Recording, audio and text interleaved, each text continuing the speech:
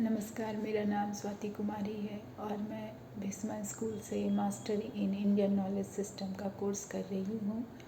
और प्राचीन भारत के इतिहास जो एक सब्जेक्ट, एक विषय है, उसमें एक टॉपिक है जिस पे मैं बात करने जा रही हूँ, चोल वंश की उत्पत्ति और चोल वंश का क्या इतिहास रहा है।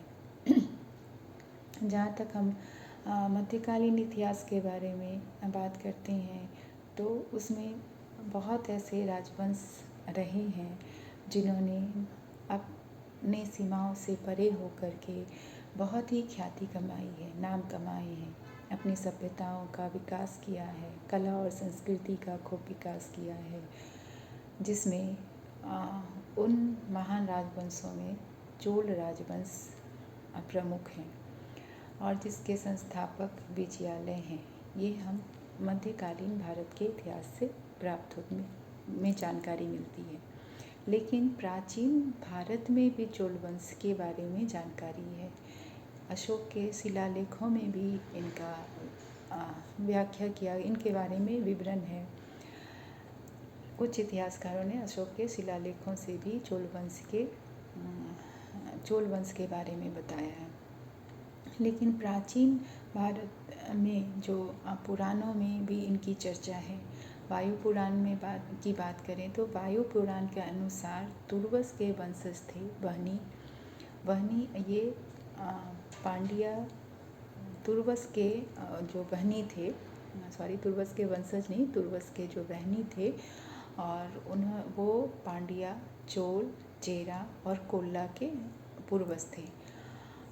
जो बहनी के 5वें वंशज थे मरुत, उन्होंने पुरु वंश के जो राजा थे, राजा रैभ्य, उनके पुत्र दुष्कृता को गोद लिया था।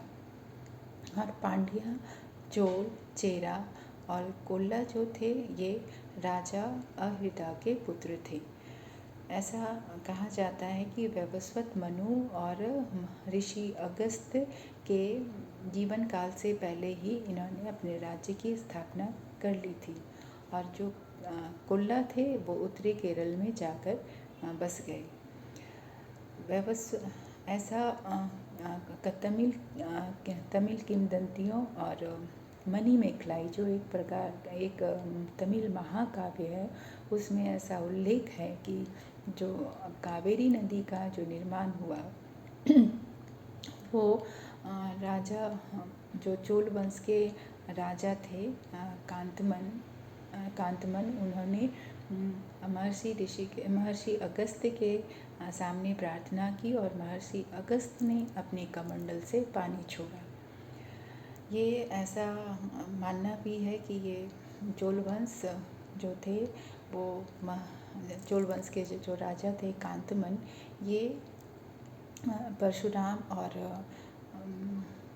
और अगस्त्य ऋषि के समकालीन रहे होंगे।